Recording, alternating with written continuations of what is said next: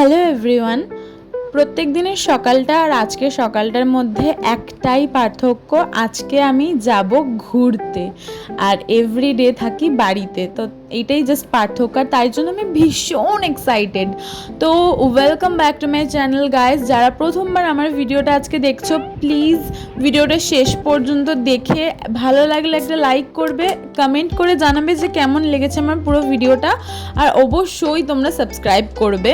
আর যারা যারা অনেক মিষ্টি মিষ্টি কমেন্ট করেছো আমার আগের ব্লগে, তাদেরকে অনেক ধন্যবাদ। তো চলো এখন আগে তাড়াতাড়ি করে চা করে নিই।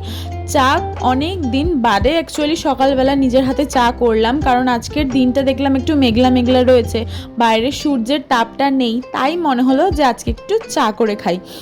ক্যাজুয়াল ডেতে আমি বিকেলবেলার দিকটাতেই চাটা করে খাই, কারণ তখন একটু গরমটা কম লাগে। বাট আজকে যেহেতু একটু মেঘলা দিন সকাল থেকেই, তাই জন্য সকালবেলা উঠেই কাজটা করলাম। তো চা করার পর ঘরে যখন এসেছি, তখন আমার কাছে একটা সুন্দর গিফট এসেছে। যদি সকালবেলা গিফট হিসেবে ঠাকুরকে পাওয়া যায়, তাহলে বলো কতই না সারাটা দিন ভালো যাবে। মানে সারাটা দিন আমার ডাবল ভালো গেছে, ডাবল ভালো। খুবই খুবই খুবই ভালো মতন আমি আজকের দিনটা কাটিয়েছি, বলার মতন না। তো আমি এখানে স্টিক করে দিলাম। এটা অ্যাকচুয়ালি ম্যাগনেট দেওয়া রয়েছে, আর উপরের যে অংশটাতে ভগবান রয়েছে সেখানটাতে কাঠের উপর এই কাজটা করা। তো আমি এখানে ভালো করে স্টিক করে দিই। এবার চলে যাই রেডি হওয়ার সরঞ্জামগুলো গুছিয়ে নিতে। আমি এসি চালিয়ে নিয়েছি ঘরের মধ্যে এবং ভালো করে সমস্ত জিনিসপত্রগুলোকে গুছিয়ে রেখে নিয়েছি, যাতে করে আমি যখন ফ্রেশ হয়ে চলে আসবো আমার রেডি হতে একটু তাড়াতাড়ি হয়। অলমোস্ট এই সমস্ত শর্টস নিতে, এসব ভিডিও করতে করতেই আমার প্রায় 11:30 কাছাকাছি বেজে গেছে। এখন যদি আমি লেট করি তাহলে আমার রেডি হতে আরও লেট হয়ে যাবে। তো চলো, এখন পর্যন্ত এই অবস্থাতে তোমরা আমাকে দেখছো একবারে বাইরে বেরিয়ে তোমাদের সাথে কথা হচ্ছে। তো বাইরেও আমি বেরিয়ে গেছি। বাইরে বেরিয়ে এসে আমি ট্রেনের জন্য বসে রয়েছি। টিকিট কাটতে গিয়ে একটা সামনে দিয়ে সুন্দর করে ট্রেন চলে গেল, আর আমি তাকে টাটা করে দিলাম। তো পরের ট্রেনের জন্য ওয়েট করছি। আর এই ট্রেনটা যদি গাইজ আমি না পেতাম, তাহলে আমাকে অলমোস্ট 1 ঘন্টার কাছাকাছি আগরপাড়া স্টেশনে বসে থাকতে হতো। তো আজকে গরম, মানে গরম আছে, ভ্যাপসা গরম আছে, বাট রোদটা নেই, তাই জন্য একটু বাঁচোয়া। তো তারপরে চলে এসেছি হচ্ছে ফার্স্টে খেয়ে নিতে, কারণ যদি না খেয়ে নিই তাহলে ফিউল পাবো না, আর ফিউল না পেলে সারাটা দিন কি করে কাটাবো। তো এখন অলমোস্ট 1:30 কি 2 বেজে গেছে।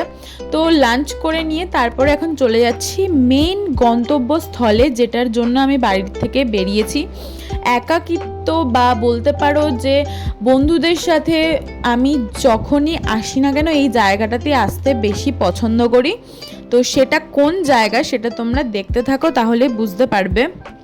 ট্রেনটা খুবই ফাঁকা দেখেই বোঝা যাচ্ছে, আর হাওয়াটাও অনেক সুন্দর লাগছিল, কিন্তু গরম ছিল একটা, আমি যার জন্য ঘামছিলাম। আর যেহেতু ফেসে একটু মেকআপ করাও ছিল, যার জন্য একটু গরমটা আমার আরেকটু বেশি লাগছিল, কারণ ফেসে দেখবে মেকআপ করলে গরমটা একটু বেশি লাগে। তো চলো যাওয়া যাক সেই গন্তব্যস্থলে। তো এখন পৌঁছে গেছি আমি আমার গন্তব্যস্থলে। আশা করি সবাই বুঝতে পারছো। আচ্ছা, যারা যারা বুঝতে পারবে এটা কোন ঘাট, আমাকে অবশ্যই কমেন্ট করে জানাবে। আমি দেখবো কারা কারা এই ঘাটটা চেনো। তারপর আমি নেক্সট ভিডিওতে বলে দেবো, বা কমেন্টে আমি অ্যান্সার দিয়ে দেবো, রিপ্লাই দিয়ে দেবো। তো এখন চলে এসেছি গঙ্গার ঘাটে। বেশ কিছুক্ষণ বসবো, 1-2 ঘন্টা নিজের মতন সময় কাটাবো, একটু একা একা বেশ ভালো সময় কাটিয়ে তারপর আমি বাড়িতে যাব। তো চলো ব্লগটা আমার শেষ অবধি দেখতে থাকো, আর অবশ্যই কিন্তু লাইক করবে আমার ভিডিওটা যদি ভালো লেগে থাকে, আর কমেন্ট করে জানাবে যে আমার ডেইলি ব্লগসগুলো তোমাদের কেমন লাগছে। আর এখন আমি ফিরে যাচ্ছি অটোতে করে বাড়ি। ফার্স্টে অটোতে করে বেলঘরিয়া স্টেশন পর্যন্ত যাব, তারপরে সেখান থেকে আমি আবার আগরপাড়া ট্রেন ধরে বাড়ি চলে যাব।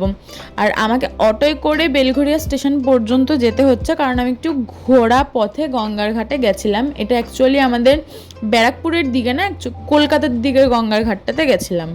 তো বাড়িতে এসে আর কিচ্ছু খাইনি, জাস্ট এই আইসক্রিমটাই খাবো। দিনের শেষটা মিষ্টি মুখ করে যদি শেষ করি, তাহলে তো যার শেষ ভালো তার সব ভালো। সো আমারও সেটাই হতে চলেছে।